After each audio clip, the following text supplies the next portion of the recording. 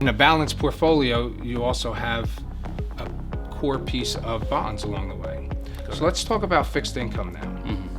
So with fixed income, there is a dilemma that we're facing with such a low interest rate environment that we have, that we discussed back in the 1950s was the last time that we saw rates being this low for this long. And from our experiences and from our conversations, we discussed that bonds has a different piece as part of a portfolio than what it used to be. So tell me a little bit about the bond segment of the market right now today. Sure. Everybody knows that the current interest rates are very low, and that's why traditional fixed income, traditional bond will not be able to provide the stable incomes to support most of the retirees' income needs. That's why we want to be careful. Although we know that the fixed income will be used to absorb the typical equity markets volatility, and that is still be a very important piece of the portfolio. But in the meantime, we want to be careful and flexible in terms of selecting the type of the fixed income to be able to continue to support the income needs, as well as reduce the overall volatility of the entire portfolio. Sure.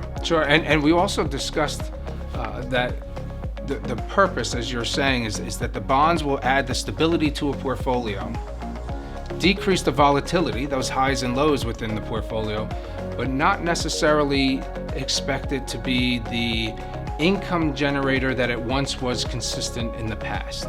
And when I say the past, looking at from the 1970s on, really, where fixed income was paying a rate that people were using to live off of. That was the coupon or the interest that they would receive off of the fixed income to live off of. We need to come up with other mechanisms now for our clients to be able to sustain their lifestyle.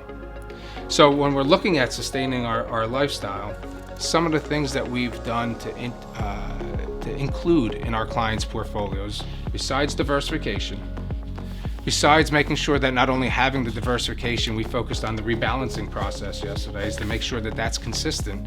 As certain segments of the markets are going up, we're taking advantage of that and buying into the downturns of some of the other segments of the markets because they turn.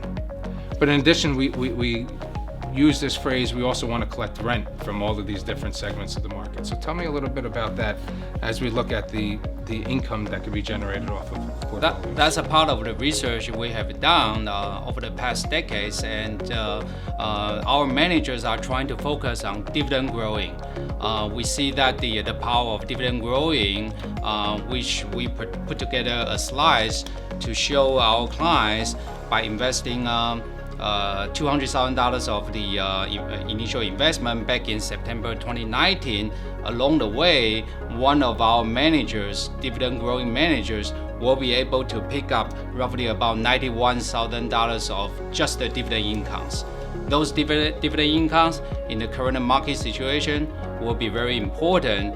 Number one, to help absorb the downside volatility of the portfolio. Number two, will be able to provide the income needs for our clients. Correct. And in an expected economy where there might be a slowdown in GDP, we need to focus on other areas than just being dependent from a stock appreciating in price from $10 to $12, for example, but also having the ability to collect income from that stock along the way to help increase the total rate of return for our clients to meet their goals.